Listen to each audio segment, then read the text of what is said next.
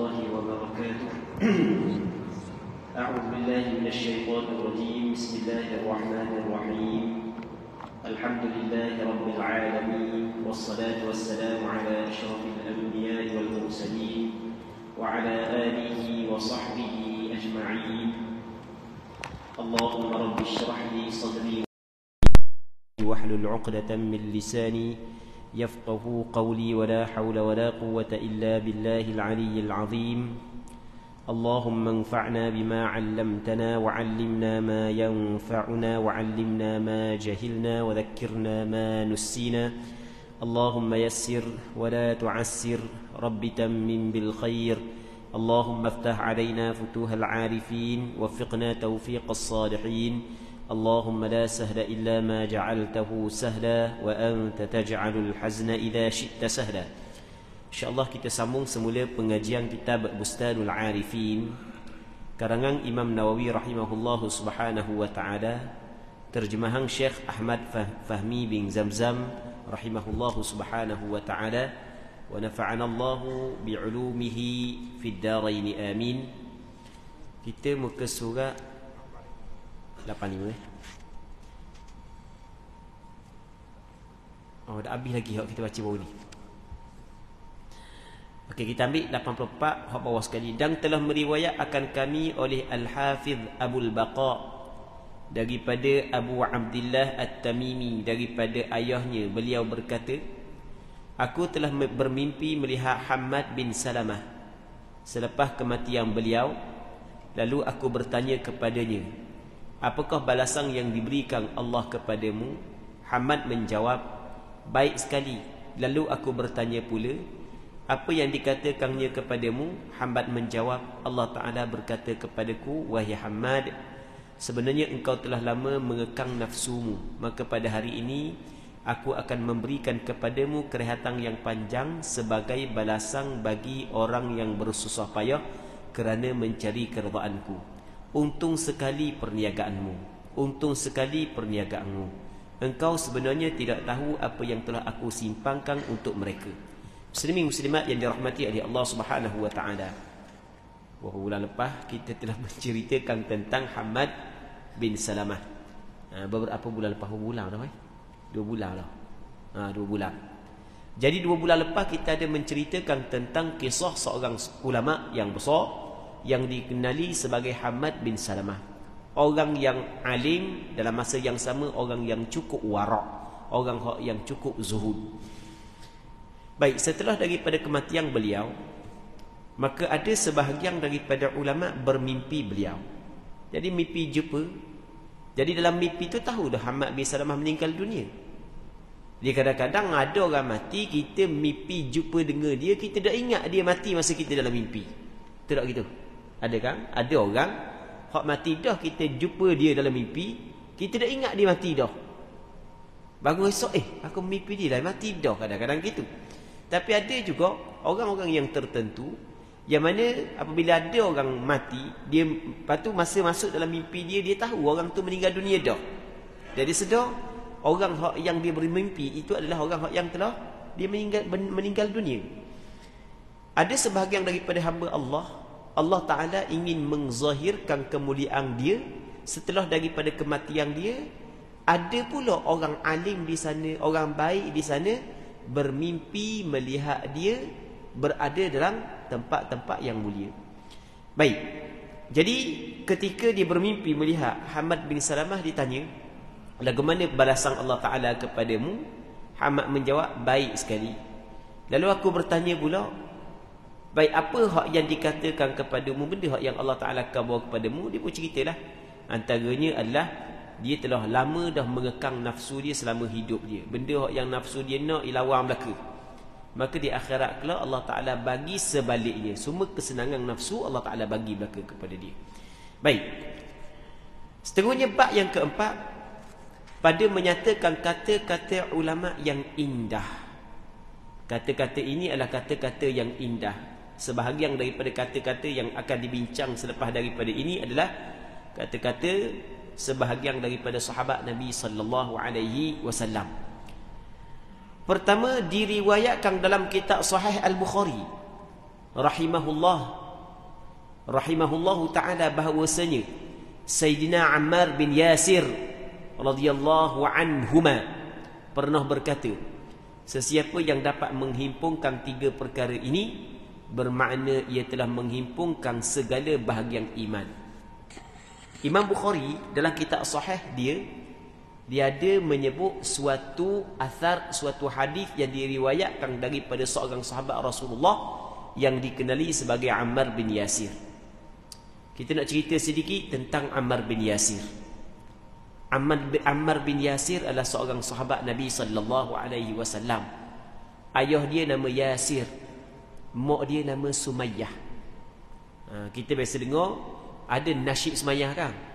Mak dia nama Sumayyah, ayah ni nama Yasir, dia nama Ammar. Ayah dia berasal daripada negara Yaman. Mari ke Mekah ada tujuan tertentu, cari adik-beradik dia. Lepas tu dipendekkan cerita, ayah dia menetap di Mekah. Itu pada asalnya. Dah dia bukan asal orang Mekah. Bila duduk di tempat orang, dia nak ada orang melindungi dia. Adalah dia bersumpah setia dengan mana-mana kabilah yang berada di Mekah. Maka dia bersumpah setia dengan Bani Makhzum. Baik. Jadi apabila dia bersumpah setia dengan Bani Makhzum, maka Bani Makhzum telah menganggap dia adalah keluarga kepada Bani Makhzum. Baik, keluarga dia lah. Nah, begitu adat dulu. Lepas daripada itu, kebetulan Bani Makhzum ada seorang hamba perempuan yang dinamakan sebagai Sumayyah. Hamba perempuan. Maka Bani Makhzum kahwinkan Yasir dengan Sumayyah. Dia bila kahwinkan seorang merdeka dengan hamba perempuan, maka anak saat itu jadi hamba. Dia begitu. Sebab itulah masa ada hamba dulu, orang merdeka tidak boleh berkahwin dengan hamba sekiranya dia mampu untuk berkahwin dengan orang merdeka. Sebab anak akan jadi hamba. Baik. Jadi dapatlah anak namanya Ammar. Dapat anak namanya Ammar. Jadi mak hamba, Ammar pun hamba. Ayah bukan orang situ. Jadi keluarga tak ada, agak kepada orang yang dia telah bersumpah setia untuk bersama, iaitu Bani Makhzum. Jadi dipendekkan cerita, keluarga ataupun Bani Makhzum memerdekakan Ammar. Memerdekakan Ammar. Jadi tinggal mak dia lagi hamba. Ammar dimerdekakan. Tapi dia suatu ketika dahulu, orang ni hamba kepada orang ni. Walaupun dia merdeka, tetap dia ada hubungan dengan bekas tuang dia. Masih lagi dikira dianggap seperti macam keluarga lagi. Begitu kedudukan dulu. Baik. Apabila keluarga Yasir mendengar bahawasanya Nabi sallallahu alaihi wasallam mengajak kepada agama tauhid, menyembah Allah Subhanahu wa taala, tidak menyekutukan Allah taala dengan sesuatu, maka keluarga ini di antara keluarga yang mula-mula memeluk Islam. Hambanya Sumayyah, susahnya keluarga dia, dhaif dan lemahnya keluarga dia, sedikit pun tidak menghalang untuk dia menerima kebenaran apabila sampai kebenaran kepada mereka. Baik. Maka apabila diketahui oleh Bani Makhzum bahawasanya Yasir, Sumayyah, anak lelaki dia pakat memeluk Islam belaka, maka mereka menyeksa keluarga ini dengan seteruk-teruk penyeksaan. Sehingga Sumayyah, seorang ibu hak tua dah ni, dibunuh dalam penyiksaan tersebut, mati. Tapi tetap mempertahankan kalimah tauhid. Allah hebat. Ujian yang menimpa mereka, ujian dalam yang berkait dengan iman. Begitu juga suami dia Yasir mati demi mempertahankan kalimah tauhid. Tetapi sebenarnya perjuangan mereka adalah perjuangan yang paling mulia. Tidak ada perjuangan yang paling mulia melainkan perjuangan mempertahankan kalimah la ilaha illallah, kalimah tauhid. Siapa kepada Ammar? Ammar ni puak-puak Mekah tu, dia pakai baju besi, buang baju lelaki, pakai baju besi, jemur tengah panas. Tak tahu lah orang ni pakai baju besi, jemur tengah panas. Panas kat dia bukan macam panas kat kita. Panas kat kita pun tak pernah tahan mana dah. Gitu Ammar bin Yasir. Dalam hadis yang dikeluarkan oleh Imam Ibn Majah, Imam Ahmad bin Hanbal daripada Abdullah bin Mas'ud radhiyallahu taala anhu, kata Abdullah bin Mas'ud, kana awwala man azhara islamahu sab'ah. Orang yang mula-mula menzahirkan Islam 7 orang. Orang yang mula-mula menzahirkan Islam 7 orang. 7 orang ni yang mula-mula menzahirkan Islam. Maksud dia, maksud tak ada orang bermula Islam mereka 2-3 orang. Antaranya adalah Ammar bin Yasir. Payah. Kita kalau pakak semua sekali, mudah. Kalau tak ada ramai mana, payah. Macam suatu ketika dahulu, ketika di tempat kita ni, ada parti yang mereka parti lain dulu. Setengah-setengah kampung tak malu. Nak ngaku tu tak apa. Orang malu sebab orang lain parti lain. Ke tak gitu? Tapi kalau dah ramai pula jadi lain pula. Ya dah ramai jadi lain kan. Jadi gitulah. Ni bukan bab parti ni. Hak ni bab akidah. Bab mana? Bab penyembahan berhala dengan penyembahan Allah yang Maha Esa. Jadi ketika tu musyrikin Mekah semua menyembah berhala. Tiba-tiba bawa satu ajaran baru. Memang pelik. Tapi golongan hak yang ni beriman kepada Allah dan Rasulnya, walaupun tak ada orang beriman berapa orang je. Siapa kata Abdullah bin Mas'ud 7 orang yang mula-mula menzahirkan iman dia. Allahu Akbar, tengok hebatnya Allah Ta'ala bagi kepada mereka. Antaranya kata Abdullah bin Mas'ud, antaranya adalah Rasulullah yang menzahirkan Islam dia, Abu Bakar, Ammar, mak dia Sumayyah, Suhaib Ar-Rumi, Bilal bin Rabah, Miqdad bin Aswad. Ni 7 orang menzahirkan Islam. Orang tahu dia Islam. Ada juga satu orang senyap-senyap je takut nak kabur orang. Kau budak-budak tu dah 7 orang. Kata Abdullah bin Mas'ud, sebab Abdullah bin Mas'ud di antara orang sahabat yang mula-mula Islam juga. Dia kata, fa amma Rasulullah sallallahu alaihi wasallam fa mana'ahu Allah bi ammihi Abi Talib. Rasulullah hak yang jaga dia, pak saudara dia. Jadi musyrikin Mekah nak buat ke dia pun, pak saudara dia hak yang lindungi dia. Wa amma Abu Bakrin, katanya fa mana'ahu Allah bi qaumi. Abu Bakar Allah Taala jaga dia dengan kaum dia. Kabilah dia jaga dia. Jadi orang nak buat juga. Adapun hak lain, wa amma sairuhum, hak lain lagi. 2 orang kan, Rasulullah dengan Abu Bakar 2 orang jaga. Maksudnya Allah Taala jaga Rasulullah melalui pak saudara dia, Abu Bakar, keluarga dia. Adapun hak yang lain daripada Rasulullah dengan Abu Bakar, fa akhadahumul musyrikun wa albasuhum adra'al hadid wa saharuhum fi syams. Hak lain tu dia ambil, dia pakai baju besi, dia jemur tengah panas. Kita pernah berkhabar sebelum ni, kita mari sembahyang Zuhur panas sikit je, sembahyang Jumaat lama sikitlah. Tak butuh tengah panas, tak ada tempat teduh. Hari tu dah ingat nak pakai spender, pakai kain saja. Naik tak tengah panas, patut naik motor kan dia rasa kau. Dah nak duduk atas motor. Terus awak kali hari Jumaat ni. Tak payah pakai spender, pakai kain saja. Pakai baju sikat pula. Lepas tu tak jemur tengah motor tengah panas. Mari awal sikit. Balik lewat sikit. Jadi balik dalam pukul 2. Terus naik motor duduk atas kosing pun dia rasa kau. Padahal panas kita bukan panas macam ke di tanah Arab. Tak pernah tahan mana dah. Kadang-kadang kita tu hak jarang masak. Pernah hak contoh, nak contoh pula sekali lagi. Pernah hak jarang masak ni, orang lelaki biasa pernah nikah ni, rajin mula-mula nikah je. Dah lama tak pernah rajin dah, bini belaka buat. Tekah rajin pula dia bini patang. Bini patang mulalah masak diri. Bini dah masak dah kan. Masak diri. Dah nak masak lain malah goreng telur lah. Main goreng telur setahun sekali. Tu ki beranak kerek. Kalau tak beranak kerek 5 tahun sekali. Hak beranak kerek setahun sekali, mungkin masa tekah bini patang tu masak tak kuali. Buka api, ambil sudu, tok atas kuali. Kayak gini nak pegang pula sudu, gelepar tangan kena. Sudu panas. Dah kawan lama tak masak. Biasa tak kena gitu. Biasa kena. Ingat ambil seorang je. Biasa kena baik. Tak tahan dah, kejap je pegang. Cetak boleh 10 minit atas tu. Tapi begitulah penyiasaan yang dilalui oleh mereka ini. Antaranya adalah Ammar bin Yasir. Ammar bin Yasir rahimahullahu subhanahu wa ta'ala adalah seorang sahabat yang ada kelebihan-kelebihan tersendiri. Siapa di Madinah, dia di antara sahabat yang berhijrah ke negeri Madinah. Siapa di Madinah?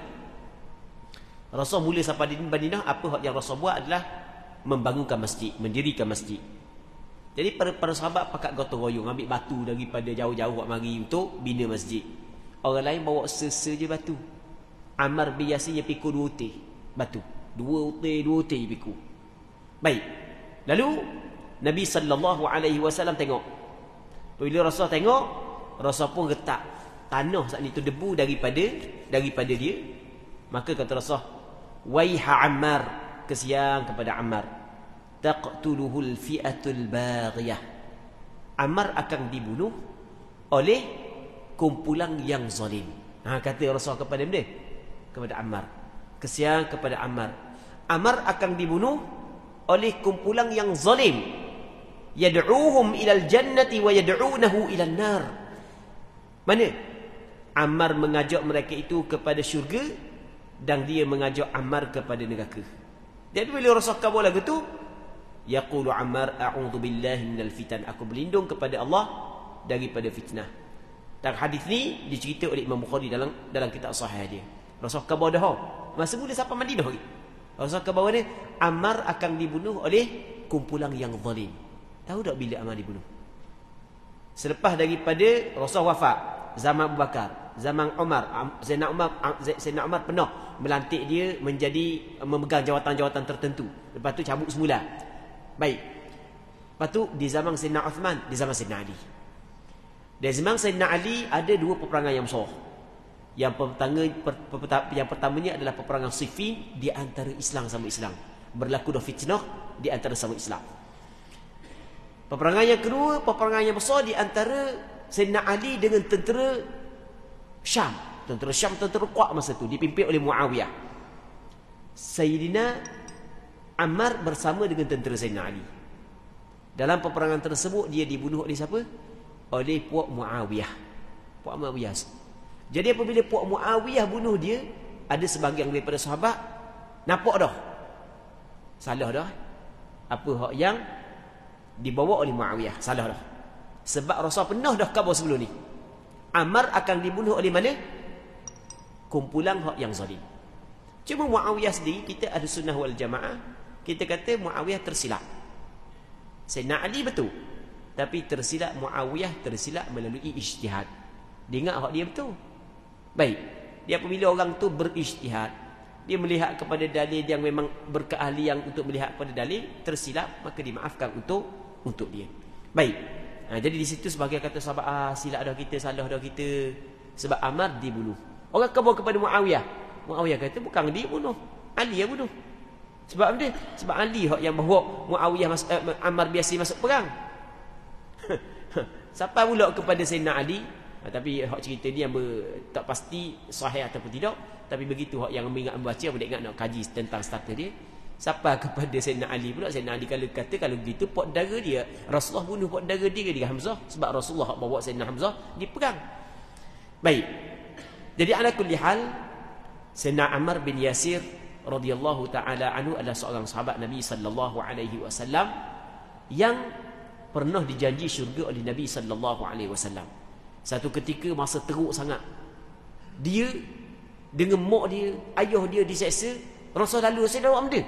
Rasul kata lagu mana? Sabran ala Yasir fa inna maw'idakumul jannah. Sabar keluarga Yasir, sebab janji kamu adalah syurga. Rasul kata lagu tu. Sabar wahai keluarga Yasir, janji kamu adalah syurga. Dek semata mak dia dibunuh. Lepas tu ayah dia dibunuh kerana mempertahankan kalimah tauhid.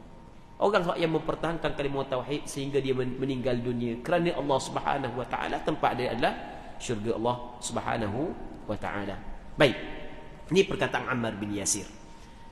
Dalam hadis yang dikeluarkan oleh Imam Bukhari dalam kitab sahih beliau.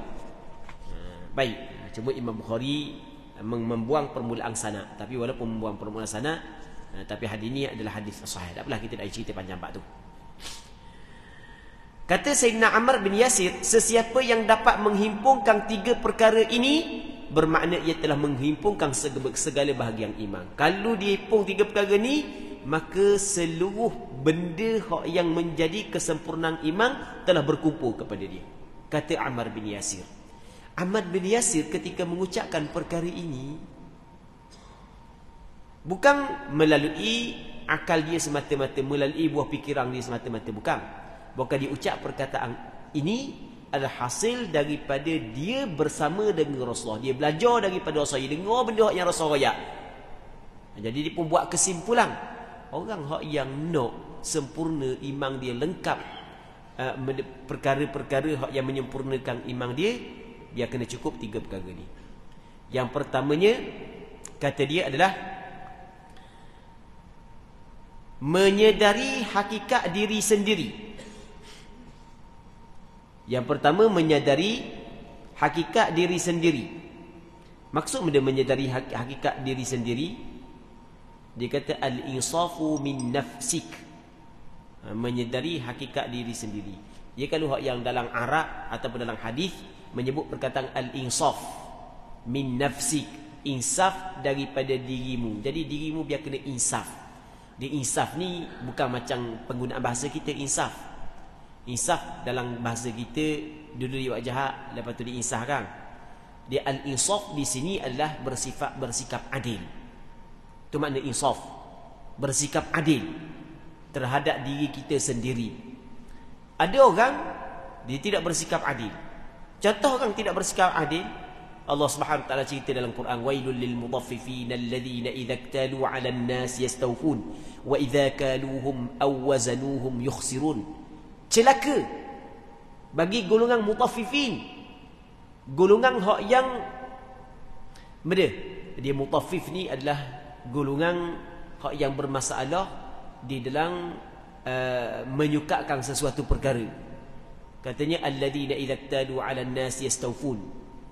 Orang hak yang apabila dia timbang, dia timbang barang orang untuk dia, kalau dia beli, dia timbang barang orang untuk dia, maka dia ambil penuh, cukup. Tapi wa idza kaluhum aw wazanuhum yukhsirun. Jadi wailul lil mutaffifin, celaka bagi orang hak yang curang. Kalau kita tak makna gitulah, orang-orang curang ni celaka, kata Allah Ta'ala. Dia kalau ditimbang untuk diri dia, okey, tak apa, dia buat molek, cukup molek. Tapi kalau dia timbang untuk orang, dia kurang, atau orang tu tidak ada insaf, tidak ada adil. Sama juga, kita kadang-kadang kesalahan yang sama dilakukan oleh musuh kita, kesalahan dilakukan oleh musuh kita, orang yang kita tak kenal, kita kata. Tapi kesalahan yang sama dilakukan oleh kawan rapat kita, kita senyap. Itu dipanggil benda tidak ada insaf, tidak ada sifat adil. Kebaikan dilakukan oleh kawan kita, kita puji. Tapi kebaikan yang sama dilakukan oleh musuh kita, kita tetap cela. Itu salah. Itu tidak ada insaf. Allah Ta'ala ajar kepada kita dalam Quran, wala yajrimannakum syana'anu qaumin ala alla ta'dilu. Jangan kebencian kamu kepada satu kaum sehingga kamu tidak bersikap adil. Jangan. I'dilu, mu kena bersikap adil. Bersikap adil terhadap kawan kita, kenalan kita, orang tidak kita kenal, musuh kita, kita mesti kena bersikap adil. Okey. Bersikap adil termasuk di dalam penyempurna iman seseorang. Baik. Okey, itu al-insaf min nafsi. Yang keduanya, muslimin muslimat yang dirahmati oleh Allah Subhanahu wa taala, di sebenarnya perkataan al-insaf min nafsik ni dia ada lagi huraian-huraian dia. Cuma antaranya adalah bersikap adil. Antara al-insaf min nafsik ni adalah dia melakukan segala perintah Allah Subhanahu wa taala, meninggalkan segala larangan Allah, menunaikan hak-hak manusia, dan dia tidak menuntut benda hak yang bukan milik dia. Baik. Okey, itu di antara insaf kepada diri sendiri. Yang keduanya, menegakkan keselamatan bagi seluruh alam. Baik, menegakkan keselamatan bagi seluruh alam. Dia dalam bahasa Arab dikatakan wa badlus salami lil alam. Maksudnya dia memberi salam. Tu badlus salam, memberi salam kepada manusia. Maksudnya memberi salam, jumpa dengan orang, assalamualaikum, sama ada kepada orang yang dikenal ataupun kepada orang yang tidak kenal. Itu maksud dia, menegakkan keselamatan bagi seluruh alam. Maksud dia adalah dia memberi salam. Nanti kita akan tengok apa yang dihurai oleh Imam Nawawi sendiri. Dekat Imam Nawawi hurai benda tu. Jadi kena faham, menegakkan salam bagi keseluruhan alam, maksudnya dia memberi salam kepada manusia, sama ada kepada orang yang kenal ataupun tidak. Antara perkara yang menjadi penyempurna kepada iman adalah kita tidak kereku untuk menyebarkan salam. Sebab kita ni apabila kita jumpa dengan orang, kita mula bagi salam, yang pertama menunjuk kita ni orang yang tidak megang diri, orang yang tidak sombong, mudah bertegur siapa. Orang yang sombong ni payah nak tegur orang. Cakap budak-budak senyum orang. Cakap budak-budak senyum. Baik, tengok pun tak ambuh. Ni nampak tengok orang, kenal ke tak, assalamualaikum. Jadi orang tu dia tidak ada sifat sombong dengan orang. Dan orang yang tidak ada sifat sombong dengan orang ni, orang yang mudah orang mudah cakap dengan orang pun suka. Jadi dia telah memasukkan kegembiraan kepada orang lain. Nabi SAW dalam sebuah hadis kata Rasulullah, la tadkhulul jannata hatta tu'minu. Mu tidak masuk syurga melainkan sehingga mu beriman. Wala tu'minu hatta tahabbu. Mu tidak beriman sehingga kamu berkasih sayang. Yang pertama kata Rasul, mu tidak masuk syurga melainkan kamu beriman. Dan mu tidak beriman melainkan mu kena berkasih sayang. Awala adullukum ala syai'in idza fa'altum tahabbtum. Mu nak dak aku nak khabar kepada kamu suatu perkara, kalau mu buat mu akan berkasih sayang. Benda afsyus salama bainakum. Tebarkan salam sesama kamu. Tebarkan salam sesama kamu, dia akan mengukuhkan hubungan kasih sayang di antara kita. Baik. Hubungan kasih sayang yang apabila kukuh sesama kita, dia akan menyempurnakan iman kita. Iman yang sempurna, tempat dia adalah syurga Allah Subhanahu wa taala. Baik. Kata dia lagi, yang ketiganya, kata dia adalah suka menderma walau keadaan fakir. Dia suka berinfak walaupun dalam keadaan kesusahan. Kita berinfak dia ada dua. Kadang-kadang kita infak ketika kita senang, kadang-kadang kita infak ketika kita susah. Infak ketika senang itu jelas. Kita infak hak yang duit yang kita kata lebihan daripada belanja kita. Infak ketika kita susah ni, bukan infak ketika kita susah. Sebagaimana Allah Ta'ala cerita dalam Al-Quranul Karim, wa yu'thiruna ala anfusihim walau kana bihim khasasah. Mereka itu mengutamakan orang lain di atas diri mereka walaupun mereka itu memerlukan. Ada seorang mari datang di Madinah, maka Rasulullah menawarkan siapa yang nak menjadikan dia sebagai tamu. Ada seorang sahabat, dia menerima untuk jadikan orang tersebut sebagai tamu. Patut ada makanan sikit aja, dia pun masuk bagi kepada tamu. Anak dia lapar, dia nak bagi, tapi esok dia cari mula. Esok dia cari mula. Dia sendiri tak makan, bini tak makan, sehingga kan Allah Ta'ala memuji perbuatan dia tersebut dalam Al-Quran. Wa yu'thiruna ala anfusihim walau kana bihim khasasah. Baik, jadi ketika susah, dia tetap berinfak kepada orang. Orang yang jenis lagu ni, ada sikit aja, tapi mengutamakan orang lain. Kan kita dalam bab dunia ni, comel kita utamakan orang lain kan. Dia ada sikit aja, tapi mengutamakan orang lain. Orang ni adalah orang yang sama sekali tidak akan menyusahkan orang lain. Sebab orang ni, dia sanggup susah dia asalkan orang lain senang.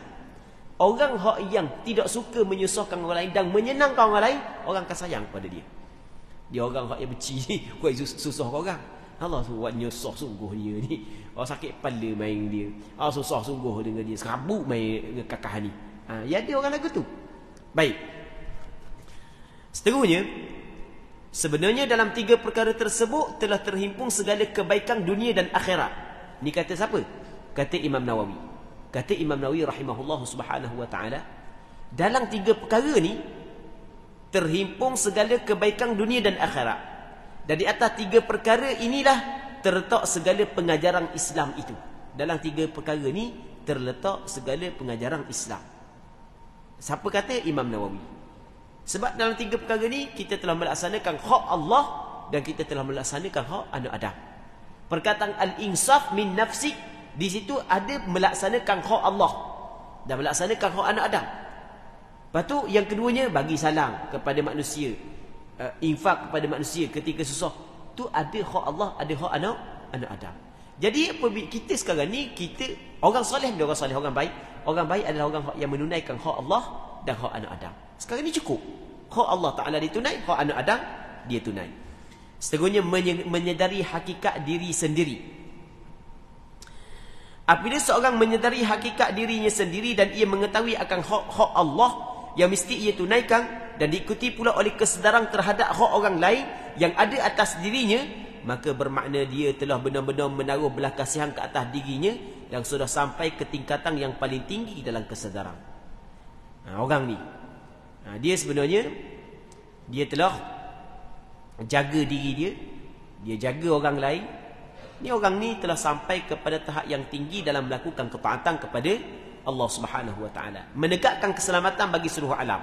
Hak yang kedua, ini mengandungi supaya ia menyebarkan salam kepada seluruh lapisan masyarakat, sama ada yang dikenali atau tidak, seperti sabda Rasulullah sallallahu alaihi wasallam, wa taqra'us salama ala man 'arafta wa man lam ta'rif, dan engkau memberi salam ke atas orang yang engkau kenali dan orang yang engkau tidak kenali. Jadi kita bagi salam orang yang kita kenal, kita bagi salam orang yang kita tak kenal, bagi salam. Yang penting orang Islam.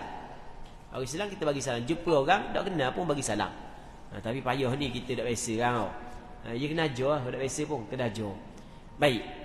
Jumpa, assalamualaikum. Suka kau angkat tangan. Biar orang saat itu senang apabila berselisih dengan kita.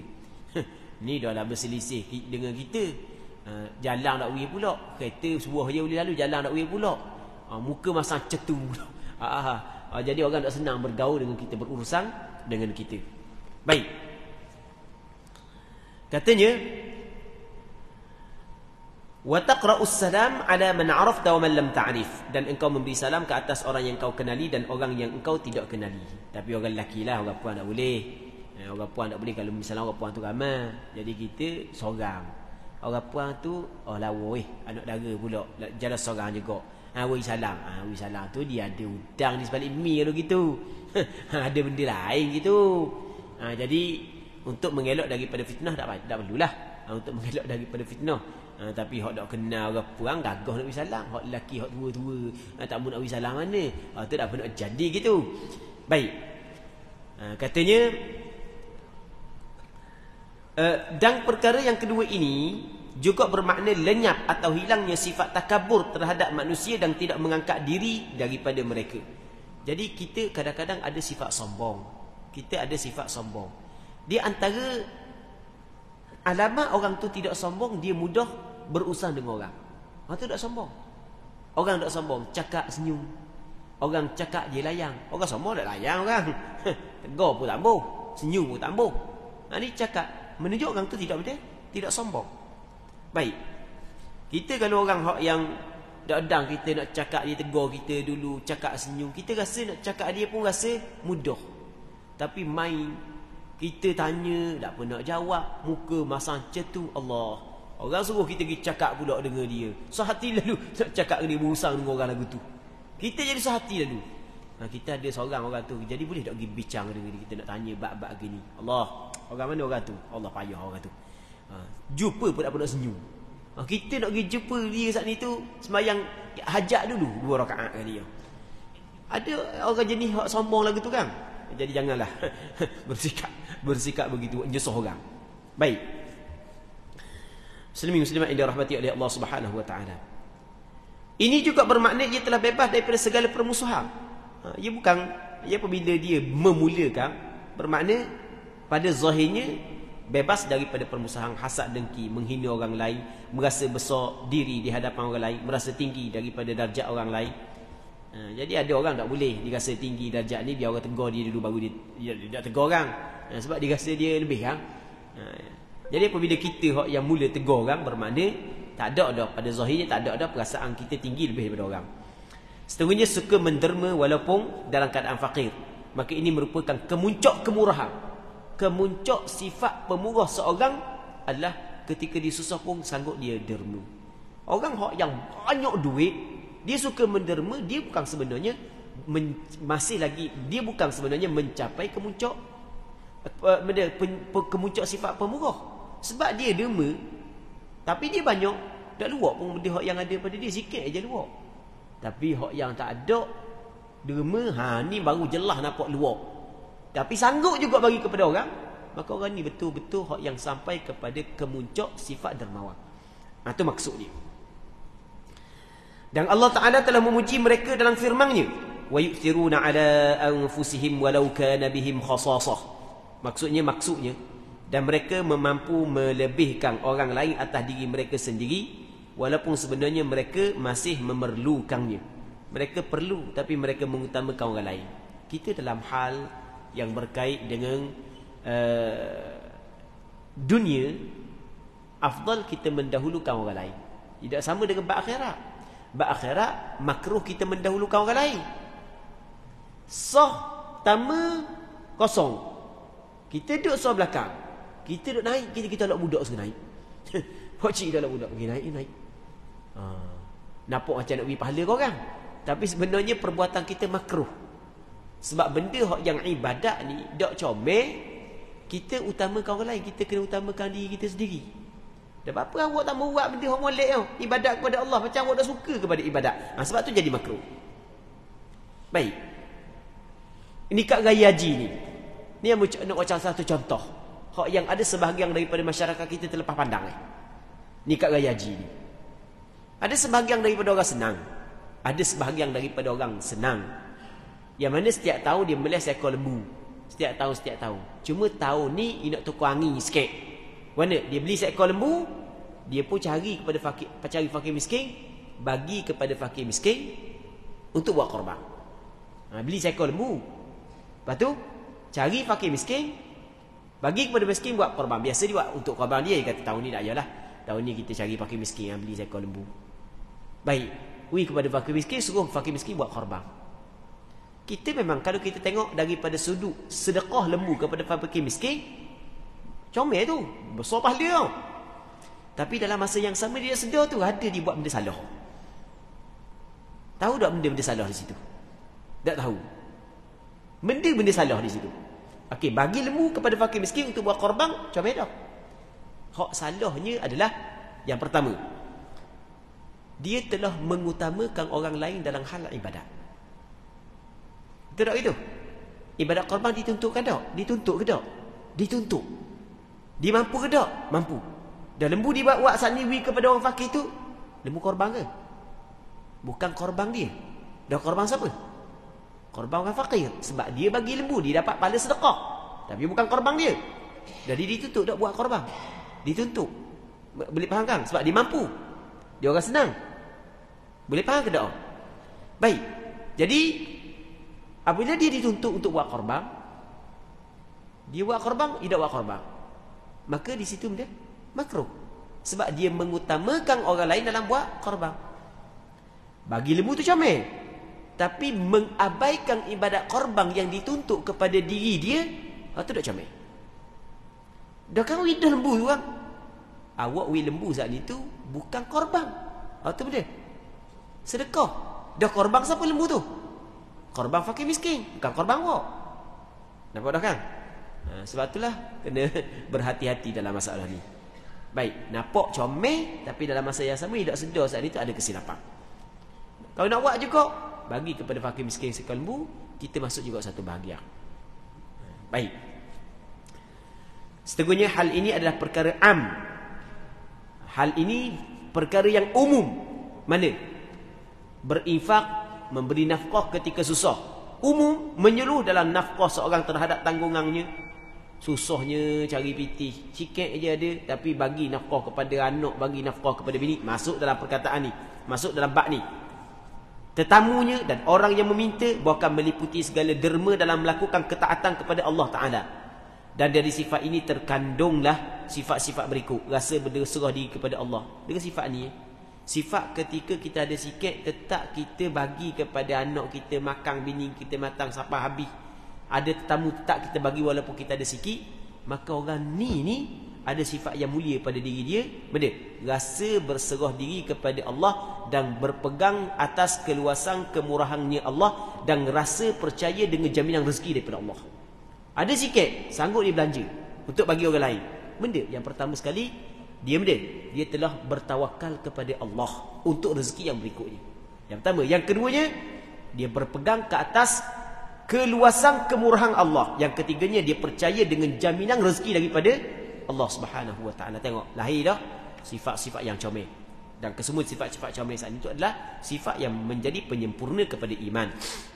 Yang kedua, menimbulkan rasa zuhud pada dunia dan tiada menyimpang harta benda, dan tiada terlalu memikirkan dengan urusannya. Apatah lagi rasa bangga dan suka menyimpang harta yang banyak. Kiranya banyak lagi rahsia yang terkandung dalam ucapan Sayyidina Ammar tadi, tapi hanya sekadar ini sahaja huraian yang ringkas yang dapat disebutkan di sini. Itu perkataan siapa? Perkataan Imam Nawawi rahimahullahu taala. Okey, jadi untuk malam ni kita berhenti sini dulu, kita buka soalan sekejap kalau sekiranya ada.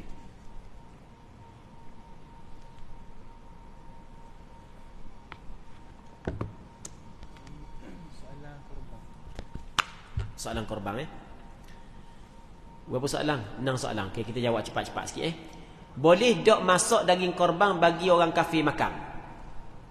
Masak daging korban, lepas tu we orang kafir makan, kita jemput dia mari makan. Daging korban diberikan kepada orang kafir, hukumnya ulama berbeza pandangan. Sebahagian daripada ulama berpandangan bahawasanya daging korban tidak boleh diberi kepada orang kafir, kerana daging korban adalah daging ibadah yang tidak sesuai diberi kepada orang kafir. Itu yang pertama. Namun sebahagian yang lain mengatakan boleh beri kepada orang bukan Islam, selama mana dia bukan kafir harbi. Okey, ada dua pandangan. Pandangan mu'tamad, pandangan yang dipegang dalam mazhab Imam Syafi'i adalah daging korban tidak boleh diberi kepada orang kafir. Namun ada pandangan yang kedua dalam mazhab Imam Syafi'i, boleh bagi. Sebaik-baiknya tak perlu bagi daging korban kepada orang kafir. Tambah-tambah kita duduk di Terengganu, ramai lagi orang Islam yang memerlukan. Kalau rasa nak bagi juga, pergi beli daging yang bukan korban, bagi. Daging korban tak payah bagi, beli boleh 20 ya, daging pork bagi. Kalau nak bagi juga baik. Satu. Yang kedua, kalau tak ada orang fakir miskin kat kawasan saya, macam mana ya Ustaz? Saya nak bagi dekat siapa daging korban? Tak ada hak yang berdekatan, cari hak yang jauh sikit. Kalau tak ada juga, bagi mana hak yang lebih susah sikit daripada kita. Senang belaka tapi kurang sikit daripada kita, bagilah ke siapa-siapa pun. Yang ketiga, apakah syarat sah korban? Syarat sah korban yang pertama sekali adalah mesti kena binatang al-an'am. Pertama mesti binatang al-an'am. Benda binatang al-an'am, unta, lembu, kerbau, kambing, biri-biri. Yang keduanya, binatang al-an'am itu mesti kena cukup umur. Unta 5 tahun masuk tahun yang ke-6, lembu, kerbau, kambing 2 tahun masuk tahun yang ke-3, biri-biri umur setahun masuk tahun yang ke-2, ataupun bersalin gigi sebelum daripada setahun. Bagi. Berapa dah? 2. Yang ketiganya, tidak ada kecacatan yang tertentu pada binatang korban. Yang ketiga.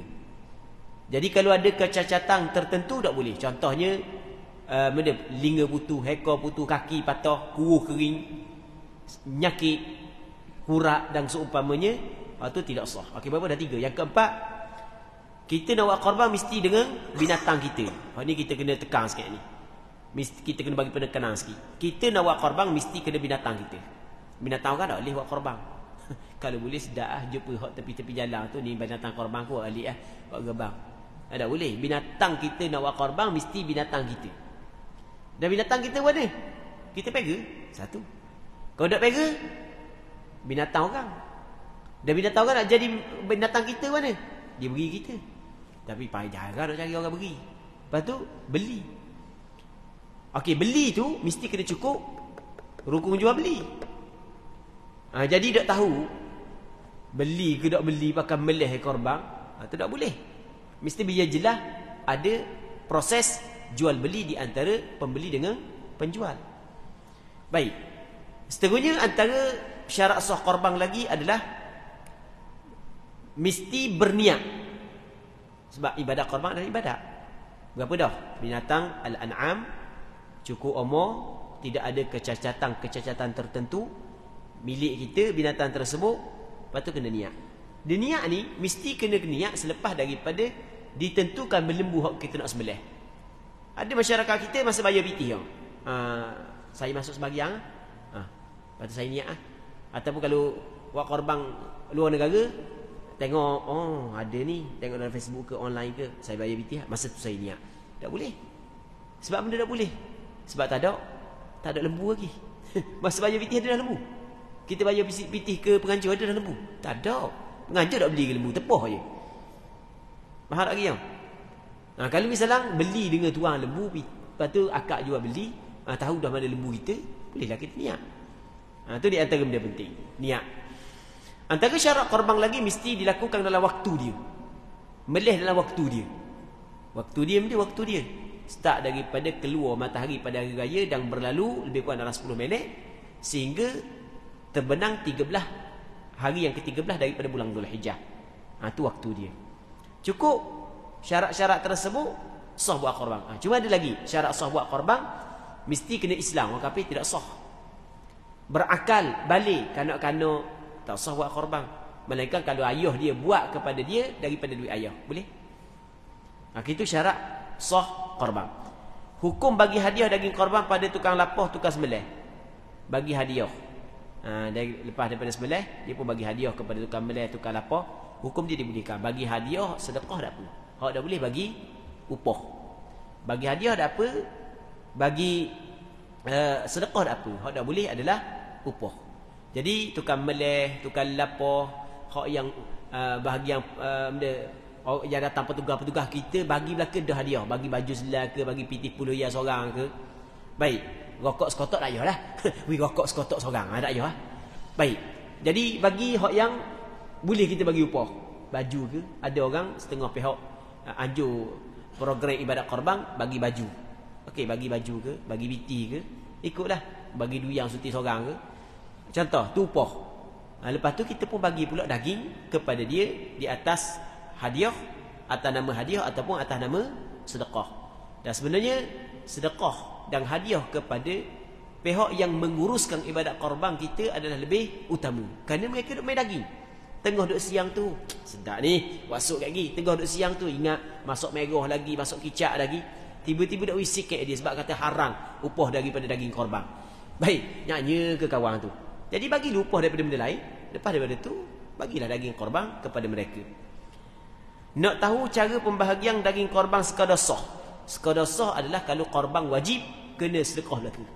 Manakala korban sunat, wajib kita, dia kalau sekadar sah, gini, korban kita tak sedekah ke tetap sah.